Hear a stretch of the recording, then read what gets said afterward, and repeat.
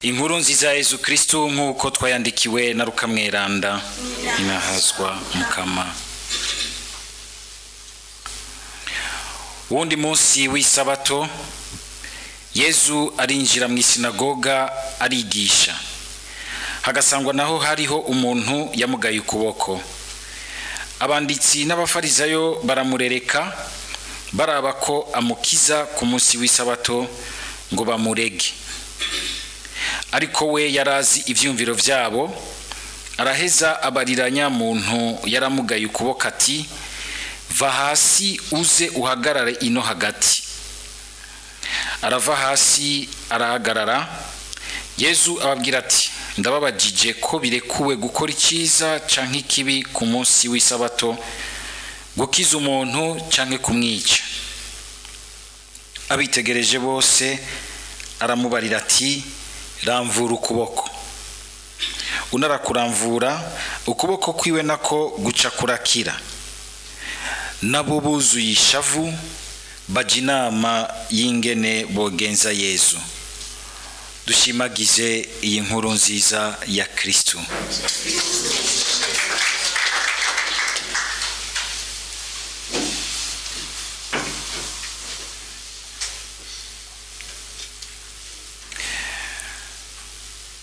Umuryango w'abakristo b'Ikorenti tumenyereye kumva ko bwa mbere na mbere wari urimo ingabirano nyinshi, ariko hariyo n'ibindi bibazo bikomeye cyane. Twarumvise mu misi heze bibazo bijanye n'ingene bicamwe imigwi, bamwe biyita ko begukiye uyu mutumwa uyu canke uwundi uyu. Ibibazo byari bifatiye no kukungene byabagoye kumva neza ubutumwa bwa Paulo muri bo. Ibibazo bifatanye kuri ico nyene no kuza baracira imanza abatumwa Imana ibarungikira, bimwe nyene usanga mu migwi yacu, mu mibano yacu, mu paruwasi wacu, migwi y'ubutumwa. N'ibibazo rero bifatiye ku nyifato n'imico n'imigenzo by'abari mu muryango. Murumvise yuko uyu munsi avuze akara afatiye ngo ku kintu cari cabaye, yumvise c'umuntu yabiriye mukasi. Mu bisanzwe uretse no mu bakristo, mu itegeko rya Musa eka no mu baromani, abantu bene abo ntibabihanganira, babicisha amabuye. Paulo nawe aravuze akara gose yerekana ingene umuntu nk'uyo yofatwa mu muryango w'abakristo. Na cyane cyane tukumva yuko ivyo avuze nivyerekana ubwa mbere yuko ukwemera kwacu, ubukristo twakiriye tukemera kuba aba Kristo, abegukiye Yesu Kristo, ntibishobora kudusiga uko bisanzwe. Birategerezwa guhindura imico n'imigenzo, inyifato, eka ibintu byose by'ubuzima bwacu bigategerezwa kuzirikanwa gushasha kugira ngo vyinjire mu ntumbero y'ubwami bw'Imana. Ubwami bw'Imana, ubwami Yesu Kristo yaje kuturarikira twese, yaje nogira nti kubaka iwacu mu buzima bwacu. N'ubwami nabwo nyene bufise imico n'imigenzo yabwo, les valeurs évangéliques.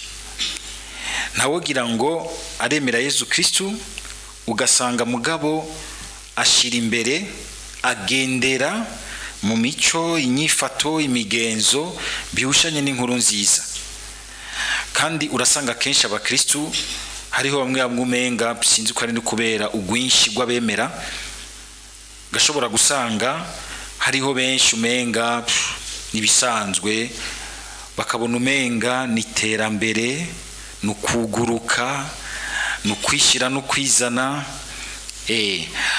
Bya bintu byose tuyorora aho mwisi ugasanga turarekera mu buzima bwacu bwo kwemera, bigaca bituma rero ubuzima bwacu butama ivyamwa vy'ubwami bw'Imana, vya mutima mweranda, bikaza biragabanya iyo bitanize ivyamwa vy'inkuru nziza mu buzima bwacu, ivyamwa vy'ubukiriro. Mbere tukabona yuko binavyara n'ingwara z'umutima zikaba mu bantu, mbere zikaba mu bantu usanga umenga bari imbere y'abandi, zigashobora kuba no mu bantu umenga baravuga ivy'Imana n'imbere y'abandi. Igihe tutitwararitse kuza turaraba yuko ubuzima bwacu bugerageza kugendera ku mico n'inyifato nshasha z'inkuru nziza. Ico ni cyambere. Icya kabiri nuko kandi hari ikintu Paulo yavuze twategerezwa gutahura neza. Hari ingingo yavuze ati uyo jewe naho ntahari naramaze kumufatira ingingo. Muramumva ikintu muri Ecclesia bita cha excommunication, uguca uwundi mu muryango igihe yakoze ikintu kiremereye gikomeretse ukwemera, kigatosekaza imico n'imigenzo y'ukwemera. Hariho bimwe twese tuzi usanga mbere n'umukristo azi neza ko abirimwo, yategetswe kumenya yuko bidakunda ko avuga ko akiri mu bunywanyi n'umuryango, akiri mu bunywanyi na mutima, akiri mu bunywanyi n'ukwemera nyako.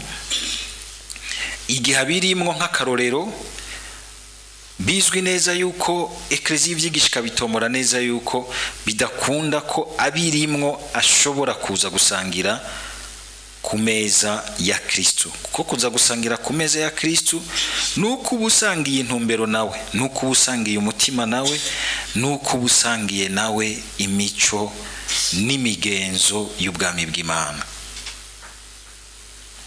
Haro benge kumbura abandi batanamenya, iyo umuntu agize ibintu ku kutamenya, Imana irabibonera binkihanganira igate bikabimumenyesha. Ariko ivyo biriho,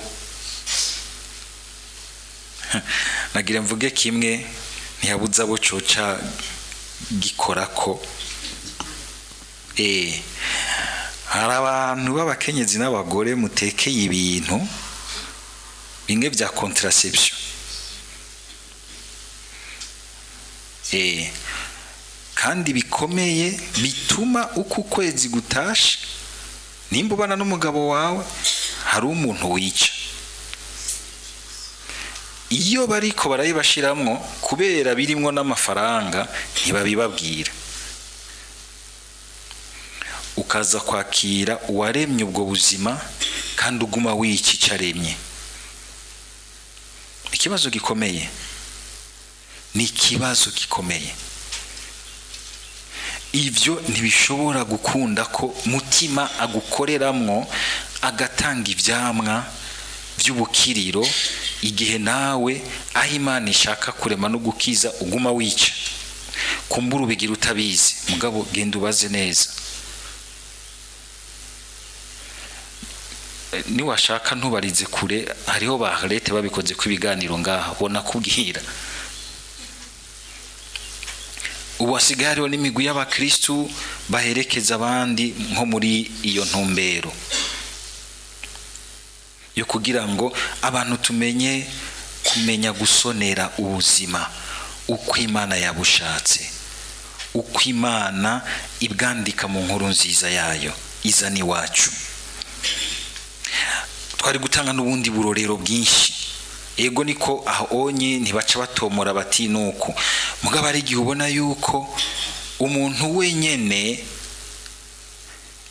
mukungene yemera yakira ibintu muri we vy'ukwemera bikomeye, ku nyigisho zikomeye z'ukwemera, ugasanga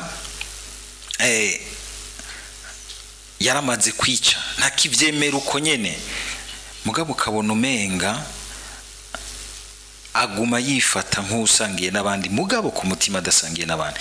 Yesu akagira ati ivyo bintu vyo kuza guhimbaza amabanga y'Imana naha yavuze ngo muhimbaze ngo Pasika, kuko ivyo duhimbaza vyose byo mu masabamana, byo mu masakramentu, byose duhimbaza, aho duhimbaza ubucuti bwacu n'Imana, bikura isoko ryavyo kandi bituzana aho nyene muri pasika y'umukama, ugupfa no kuzuka kwa Yesu Kristo. Murazi ko ari byo shingiro ry'ubucuti bwacu bwose dusangiye na Yesu Kristo.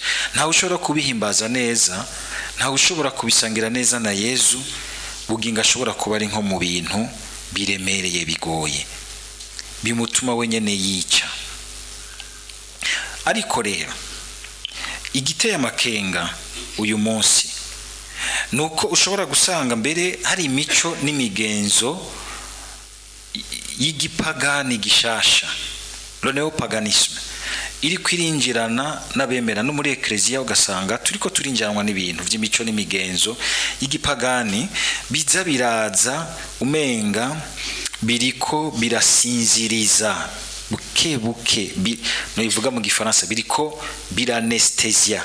Anesthesia murane ngene isinziriza umuntu, biriko biranestesia ubu Kristo, uguhagarara koko mu gihagararo cy'umuntu asayangana mu buninazwa bw'ubwami, kuko ari mu mico n'imigenzo myiza y'ubwami.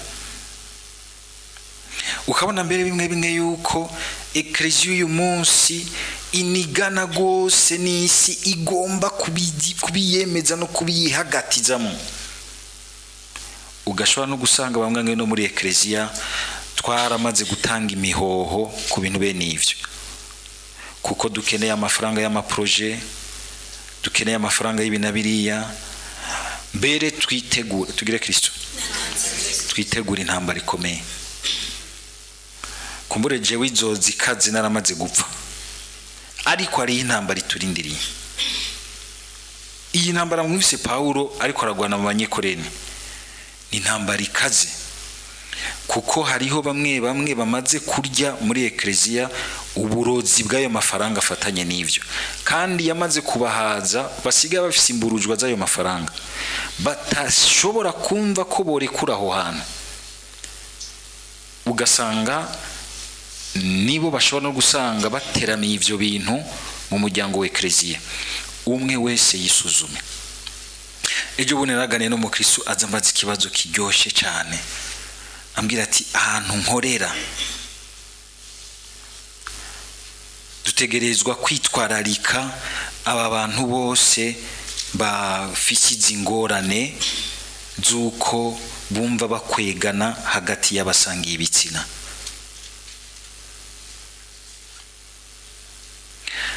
Kandi ukumva ko agira discernement nziza, akagira ati ko tubafasha nk'abana b'Imana nabo nyene baracara abana b'Imana. Nta mwumvise na Paulo agira ati nimwumva agize ati ngo umubiri wiwe tuhebere shetani uranduke, ariko agaca yongera kati kugira ngo umutima wiwe uzurokoke. Agashobora ekleziya ikagerageza kumufasha kumva yuko hari ivyo atagishobora gushikira, kuko wenyene yiciye ku bucuti nayo, kugira ngo bikangure umutima wiwe, bizane gusubira kumva ati erega bw'abindi by'abindi birakomeye, birambuza gushikira ivyiza vy'Imana turonka tukiri hano ku isi mu muryango w'Imana. Uyu muntu akagira discernement nziza, akagira ati ati ko tubitwararika tukabatabara tukabafasha nk'abandi bantu atakubakumira, ati ndumva neza ko ivyo biri mu ngingo y'Imana. Atari ko bashobora kudusaba bati bigirire publicité ni mubishira imbere, ahubwo murondeze abantu hameze gutyo kugira ngo murabe ingene mubaha ibinabiriya, mubateze imbere, mubashira habona mbere n'abandi mubabwire muti ni muza ahantu ni sawa, kugira promotion yavyo. Ati biratanguye kuntera ikibazo, tibe none mpembwa nande kushobora gusanga nk'ahantu abantu bashobora gukorera ugasanga 90% y'amafaranga guhemba ava muri ivyo. Kibazo gikomeye. Iyi ntambara rero si ntambara yoroshe, kandi umuntu ashaka kuzogendera ingingo ya Kristo yitegurire kugwana intambara bene izo. Aho ushobora kubona yuko ubuzima bwawe ubuzima bwaho hanze tubamwo twese bushobora kukugira ko pression kugira ngo bukoreye ku kubabara kwawe urekurira ubuzima bwawe nawe mu bintu ubona yuko Imana idashobora gushira ku muhezagiro wayo, kuko bigwanya ubuzima bikagwanya ingingo y'Imana mu bantu. Umuntu agomba kwemera hariho imico n'imigenzo ategerezwa kugenderamo n'iyindi bidakunda ko yogenderamo. Ukabona yuko uyu munsi umuntu agize projet nziza yo kugomba kugirira neza abantu, kugwiza no gukomeza ubuzima, gutabara no kugirira neza abantu mu buzima, idashobora guhabwa amafaranga hatarimwo bya bindi byose rero isi iri kwirarundagira igomba kwinjiza no mubemera. Hatarimwo yuko abo bantu bakwegana basanga ibitsina ko bagirira neza ukabazana habona, mbere bagategwa amashurwe nk'abandi. Twitondere ikintu uyu munsi kiri mu bantu ushobora gusanga dusamaye kigaheza kigatangura kwa anesthesia, ikintu cha tolerance gifashwe nabi.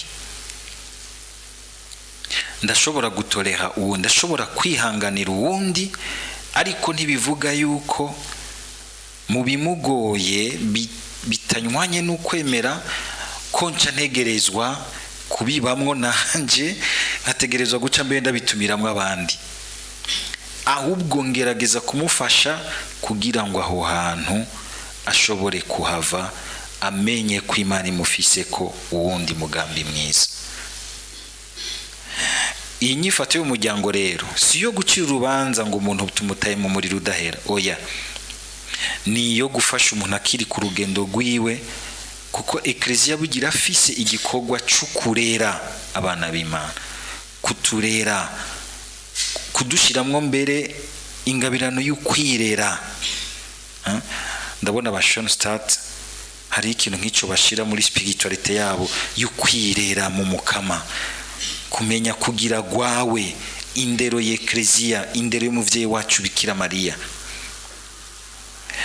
Uyu munsi twitegurire kugwana intambara, atari intambara ifatiye ubwa mbere gusa ku mafaranga, ariko intambara inyegeje muri utu tuntu. Utu tuntu abantu badukoze sinibaza ko bose, kumwe bavuga mu gifaransa, ce ne sont pas des enfants de cœur, sudukorezi duto duto twa turi dufise umutima w'utumarayika. Harimwo bamwe bazi ico bashaka, guhindukiza ivyumviro by'abantu, kubazanamwo imico n'imigenzo mishasha. Murabe twatanguye gukora hariya ruguru Facebook na WhatsApp, mukibona ngene imigenzo y'abantu hari yihinduka mukanya gatonya. Ubwo ihinduka yakira imico n'imigenzo y'inkuru nziza, canke duhinduka dupayukira mu mico n'imigenzo y'igipagana aho hanze. Kandi yari umukristo ho rero abigiyemwo, shitani kamucafuza gose, ukumva umukristo ashobora kumengana no mu by'ubukristo mugabo ntibizane, ukumva umuntu yohinduka kegera Imana. Ukabona mu nyifato no migenzo tumeze nk'abandi bose, nta kintu gishasha kije gikayangana ngo bunazgo bwa Kristo cyo bagihari. Dusabira umukama kugira ngo natwe twamane iyo ngabirano bwa mbere yo kumenya kugira discernement. Hanyigisho numvise umusasedoti yatwigishije mu nyigisho ndoramana y'uyu munsi, yashimikiye ku kintu ca discernement. Unyi ibintu bisigaye bicangatiranye mu mico n'imigenzo y'ibyamaze kwinjira no mu bakristo, ku buryo bisaba gose kugira discernement kugira ngo tudapfa gukurikira gutyo.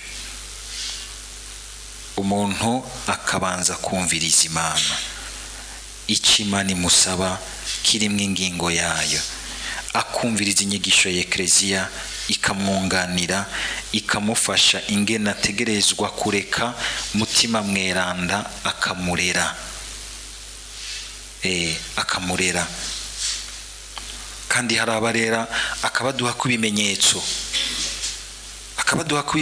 kandi akumva yuko ari ngaho kugira ngo abe ikimenyetso. Hano twego turaganira, ambwira ati umugore mwiza gose, hanyuma akumva yuko igihe cyose yirunze ko bya bindi bimwongerereza ubwiza buhanitse, akumva yuko bimubabaza ku mutima.